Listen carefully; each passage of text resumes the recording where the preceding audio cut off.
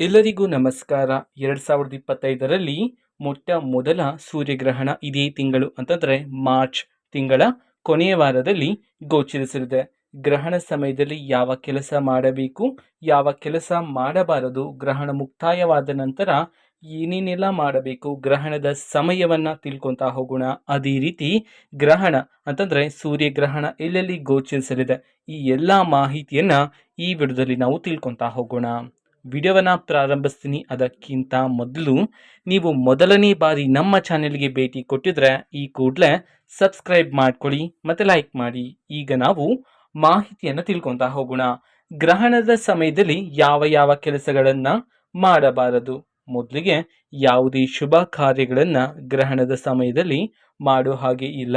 ಅದೇ ರೀತಿ ಗ್ರಹಣದ ಸಮಯದಲ್ಲಿ ಯಾರೂ ಸಹ ನಿದ್ದೆ ಮಾಡಬಾರದು. ಗ್ರಹಣ ಸಮಯದಲ್ಲಿ ಅಡುಗೆ ಮಾಡಬಾರದು. ಅದೇ ರೀತಿ ಗ್ರಹಣ ಸಮಯದಲ್ಲಿ ಸೂಜಿ ಮತ್ತು ಚಾಕುಗಳಂತಹ ವಸ್ತುಗಳನ್ನು ಮುಟ್ಟಬಾರದು. ಅದೇ ರೀತಿ ಸೂರ್ಯಗ್ರಹಣವನ್ನು ನೇರ ಕಣ್ಣಿನಿಂದ ನೋಡಬಾರದು. ಕಣ್ಣಿನ ರಕ್ಷಣಾ ಕವಚಗಳಿಂದ ನೋಡಬಹುದೇ ಹೊರತು ನೇರ ಕಣ್ಣಿನಿಂದ ಸೂರ್ಯಗ್ರಹಣವನ್ನು ವೀಕ್ಷಿಸಬಾರದು. ರೆಟಿನಾಗೆ ತೊಂದರೆಯಾಗಬಹುದು. ಮತ್ತು ಗ್ರಹಣ ಮುಕ್ತಾಯವಾದ ನಂತರ ಏನೇನೆಲ್ಲ ಮಾಡಬೇಕಾಗತ್ತ. ಸೂರ್ಯಗ್ರಹಣವು ಮುಕ್ತಾಯವಾದ ನಂತರ ಜಲಸ್ನಾನ ಮಾಡಬೇಕು. ಜಲಸ್ನಾನ ಮುಗಿದ ನಂತರ ಧ್ಯಾನ ಮಾಡಬೇಕು. ಮನೆಯನ್ನು ಶುಚಿ ಮಾಡಬೇಕು. ದೇವರ ಶ್ಲೋಕಗಳನ್ನು ಪಠಿಸಬೇಕು. ಸೂರ್ಯಗ್ರಹಣದ ಸಮಯ. ವರ್ಷದ ಮೊದಲನೇ ಸೂರ್ಯಗ್ರಹಣ ಮಾರ್ಚ್ 21, 2025 ಶನಿವಾರ ದಿನದಂದು ಮಧ್ಯಾಹ್ನ 2:21ಕ್ಕೆ ಪ್ರಾರಂಭ ಆಗಿ ಸಂಜೆ 6:14ಕ್ಕೆ ಮುಕ್ತಾಯವಾಗಲಿದೆ. ಸೂರ್ಯಗ್ರಹಣವು ಭಾರತದಲ್ಲಿ ಗೋಚರಣೆಯಾಗತ್ತಾ ಅಥವಾ ಇಲ್ವಾ, ಈ ಮಾಹಿತಿಯನ್ನ ತಿಳ್ಕೊಳೋದಾದ್ರೆ ಸೂರ್ಯಗ್ರಹಣವು ಭಾರತದಲ್ಲಿ ಗೋಚರಣೆಯಾಗೋದಿಲ್ಲ.